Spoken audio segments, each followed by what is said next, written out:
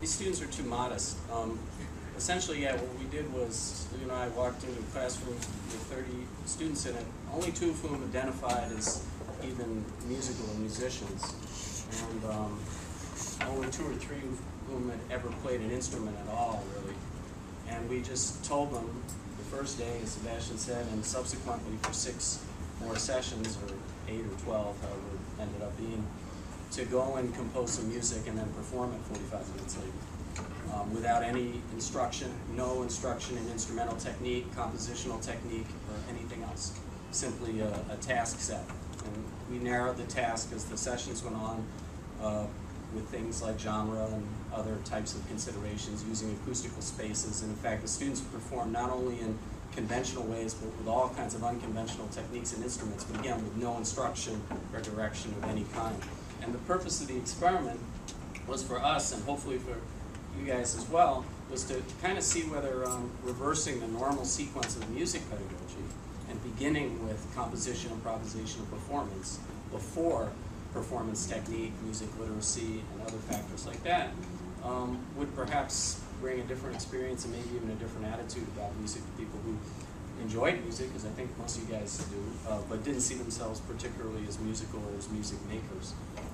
And the music's been consistently really, really good, really efficient, and the ability to play in a large group and compose a large group. All 3 of these pieces were composed entirely by the students, and they were composed again in single sessions of 45 minutes or so.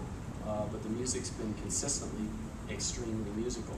And for me, what that bore out was something that I suspected and had seen in other smaller ways, but it really confirmed for me that basically anybody who's listened to music and heard music, which is pretty much anybody, can make really powerful music.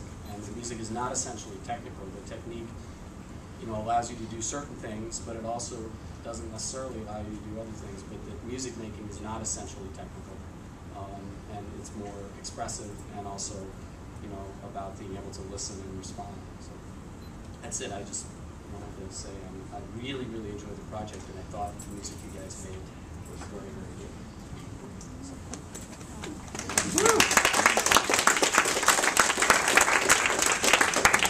I'd like to open the floor to questions for about 5 minutes, but before I do that, I'd like to request, since you've all come up here on stage and taken the time to perform for all of us here, could everyone just say their name out loudly, so everyone can hear it here real quick? Just kind of go across.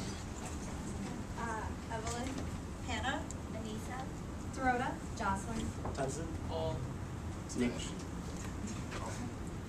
Angelica, Taylor, Venus, Brian, Shannon, Austin, Sky, Anaceli, Nancy, Daniel, Dan. April, Daisy, Carly. Thank you. Anyone have any questions? How did you decide what instrument to experiment with? What sounded fun. Really? Do you want to try to play a cello? Okay, sure. For example, one time, I never thought it fit bass, but one time with the genre we had to play bluegrass in my group, we hated it. And one of the primary characteristics of it was when somebody playing the bass like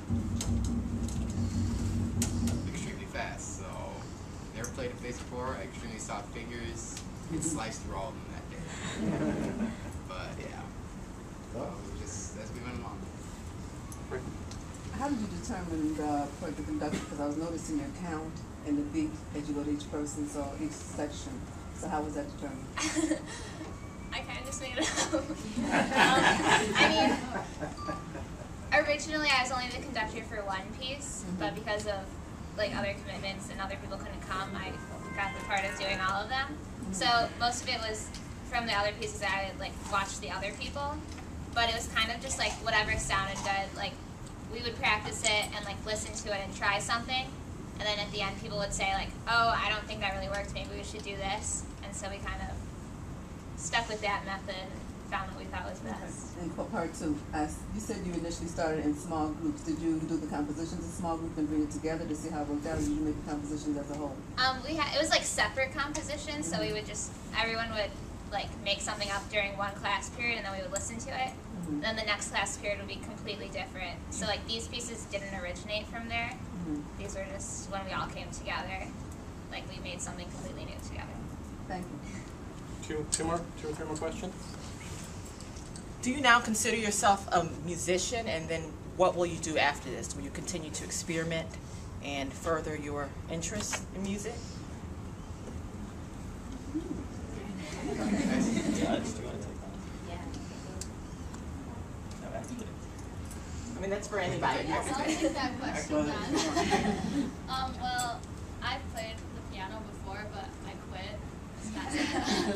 But I mean, it was a while back, and like, well, now especially since originally I played the xylophone, but because of other commitments, I learned piano pieces yesterday, and so I think now that since I started playing again, I might start playing piano again. It's kind of exciting. Actually, yeah, sorry I keep talking, but ever since I started playing the bass, well, I'm taking orchestra next year, so I'm probably going to keep playing the bass next year, but I've also taken up guitar, and I've been progressing pretty quickly. So this actually inspired me to start another instrument and really work on it. I practice like 2 hours a day. How are your fingers? Calloused, hard. Yeah. Would somebody who does not feel any more a musician now like to comment? Because I think that's interesting and just as legitimate a position to have. One question. Because I know there were some people who said, well, no, I don't feel any more a musician necessarily. I enjoyed it. But, okay. We were asked to define what a musician is at the beginning of the year when we started this project. And I definitely was like someone who plays an instrument and has been taught. But now I've changed that definition sort of to someone that enjoys music and is able to input their own creativeness in a piece, even if you necessarily haven't had any experience. So now I consider myself a musician. This is a question well, for any of the students, but also for Nick and Mr. Clark. How does this change what you think about how music should be taught, or what is opened up in this space by switching the order of things? I can start. As a classically trained violinist, I've been studying under the tutelage of individuals, master violinists, even through college. Everything was revolved around master apprentice, kind of that sort of approach. On the flip side, though, I've always enjoyed experimenting with music. I've never really had the opportunity to just be thrown into something in which I'm completely uncomfortable and I have no sort of prior experience to call from. I'm interested to know how it would feel to be these students who've been put into this type of situation. And that is the question that I've been asking throughout this entire process. And I think what I found is that once these kids get past that initial inhibition of making a sound that someone else can actually hear, and being okay with that sound being accepted within the whole, I think they begin to open up and start feeling a little more comfortable in exploring new territory, at least in this sort of setting, the sonic territories, the territories of tone and color. For me, I guess it just confirms, that's why you design projects, to confirm your own ideas and prejudices. It just confirmed that you can and should incorporate in music pedagogy, however it's structured, or whatever the balance is. A big chunk of it from day one should involve the expressive part of music, which is performance, composition, improvisation, and that those things can be worked at and learned in parallel very, very easily by anyone, along with other things like music literacy and instrumental technique. And just to clarify, Lou and I only sat in with the orchestra and at the students, with the students' permission, in the last 2 main sessions and some rehearsals just for these 3 large pieces. But for the most part, while we kind of poked our head in to see if anybody needed anything or whatever, when they were composing, it was completely independent. So. Thank you.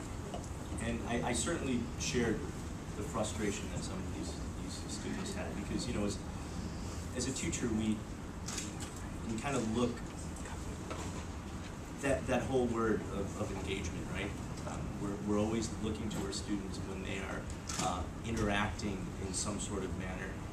In this particular case, a very large group manner in preparation for this, and we wonder if these kids are engaged at all times. But what I learned through the process is that if there wasn't frustration and if there wasn't time in which things weren't kind of working itself out organically, it wouldn't have turned out the way it did.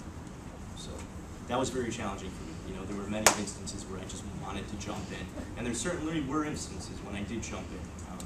But it was a test in terms of, you know, stepping back and letting things unfold naturally. Okay.